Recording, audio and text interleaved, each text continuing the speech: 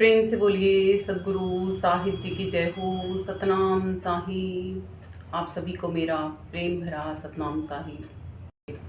कि बचपन खेल में खोया, जवानी नींद भर सोया, बुढ़ापा देख के रोया, अंत में भी पाया ना टोया। आत्मा तक परमात्मा तक नहीं जा पाती। परमात्मा कहता है कि बचपन सारा तूने मौज मस्ती खेलने में बिता दिया, बालपन और जवानी में जोश था, फिर होश नहीं किया, वो मौज मस्तियों में और सोने में गवा दिया।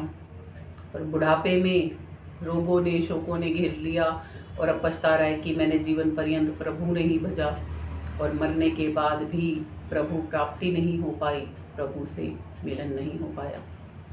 कहाँ गए फिर हम?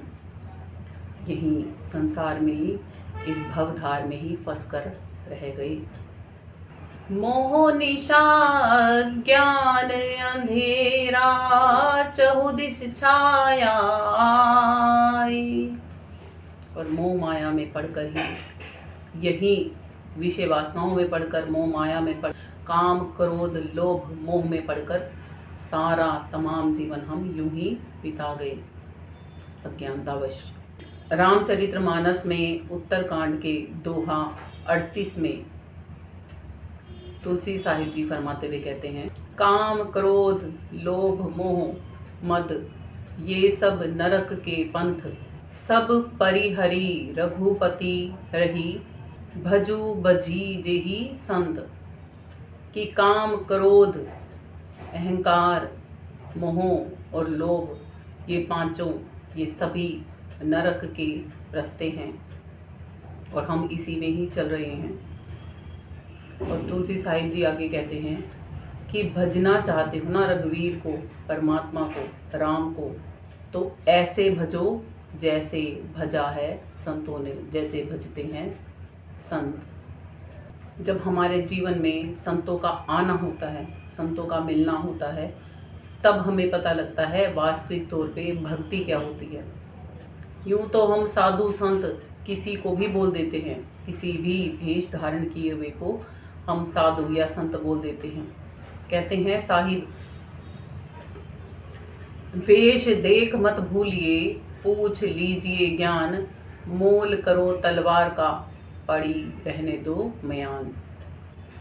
कि वेशभूषा देख के कि इसने भगवा वस्त्र पहन रखे हैं, इसने सफ़ेद वस्त्र पहन रखे हैं, इसने लाल पीले नीले वस्त्र पहन रखे हैं, तो ये साधु है? नहीं।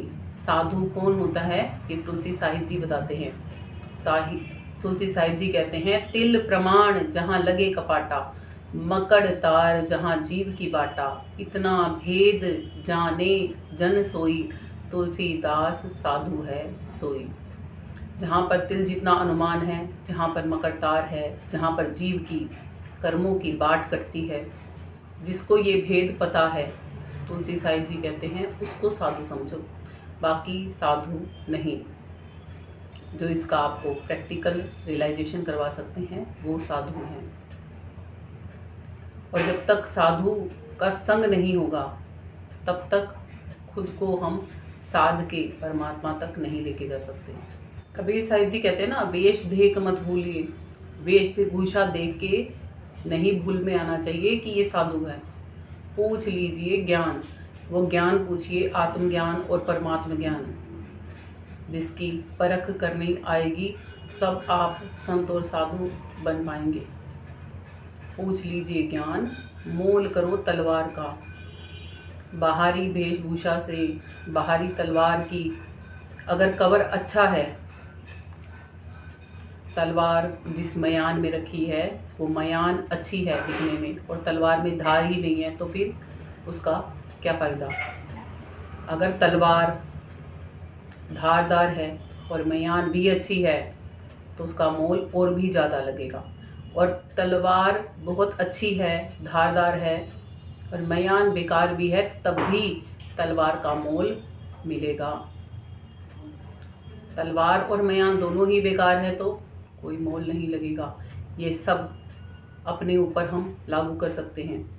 तलवार भी धार भी नहीं है और वेशभूषा भी अच्छी नहीं है, मतलब कि हमें ज्ञान भी नहीं है और हमारा रहना सहना भी अच्छा नहीं है, तो हम अज्ञानी बिल्कुल। अब उसके बाद लेते हैं कि तलवार में धार है, मयान अच्छी नहीं दिख रही, तो भी ज्ञान तो मिल ही सकता है ना। यानी कि हमारे अंदर में ज्ञान तो है, मगर हम बाहरी वेशभूषा से जैसे मर्जी दिखते हों तो भी ज्ञान तो मिल ही रहा है। और उसके बाद जिस तलवार में धार भी है और मयान भी अच्छी है, तो वो तो बिल्कुल ही अच्छे हैं। वो तो देखने में भी अच्छे हैं और ज्ञान देने में भी अच्छे हैं। और हमें ज्ञान ही चाहिए, देखने में अच्छे भी हों तब भी काम तो तलवार ने ही करना है। उसके बाद मयान तो बहुत अच्छी है, मगर उसमें तलवार अच्छी नहीं, तो वो भी वैसी ही तलवार कहलाएगी जैसे तलवार की बाहर की मयान अगर बेकार भी हो तो भी कोई फ़ायदा नहीं। सुंदर रूप भी हो और ज्ञान ना हो तो फिर उस रूप का कोई फ़ायदा नहीं। अब आप समझे होंगे कि ज्ञान के बिना गुरु नहीं होता। गुरु बड़ा होता है क्या ज्ञान बड़ा होता है? सर्वदा ज्ञान बड़ा होता है, क्योंकि ज्ञान ही गुरु को गुरु बनाता है।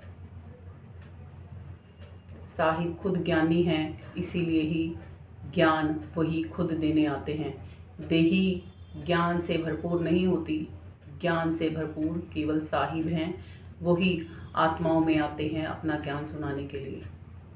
आशा विषय विकारों में फंसा सब संसार, आशा विषय विकारों में फंसा सब संसार, लख 84 फेरे में भरमत बारंबार, लख 84 फेरे में भरमत बारंबार। आशा पूरी एक होती है, फिर उसके बाद दूसरी, फिर उसके बाद तीसरी, और ऐसे ही विषय वासनाओं और विकारों में हम घिरे पड़े रहते हैं। और सारा संसार भी इसी तरीके से ही चलायमान है।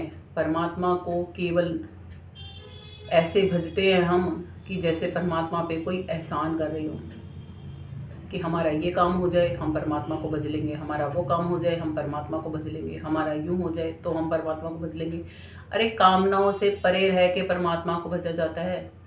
परमात्मा की ही केवल एक हो जाने के लिए परमात्मा को भजा जाता है। इच्छाएं कामनाएं पूर्तियों के लिए परमात्मा को नहीं भजा जाता। कभी इस चौखट और कभी उस चौखट ऐसे नहीं जाया जाता। परमात्मा सर्वत्र है, मगर हमें दिखता नहीं। क्यों? हर जगह मौजूद है पर नज़र आता नहीं। योग साधना के बिना कोई उसे पाता नहीं, और जब तक हम उसे पा नहीं लेते तब तक क्या होगा? लख 84 फेरे में भरमेंगे बारंबार, बार लख 84 का फेरा लगाना पड़ेगा लगातार। नानक जी भी कहते हैं, लख 84 भरम दिया मानुष जन्म पायो, कहे नानक सतनाम संभाल नहीं 100 दिन नेड़े आयो। आज मनुष्य के तन में बैठे हो, लख 84 का फेरा मार के ही ये तन दिया है परमात्मा ने। दया करके दयाल ने मनुष्य तन दिया, बंदा ना करे भक्ति तो फिर भगवान क्या ही करे। क्या करेगा भगवान हमारा? फिर से लख 84 में हमें जाना पड़ेगा, क्योंकि कर्ता पुरुष हम खुद बने हुए हैं।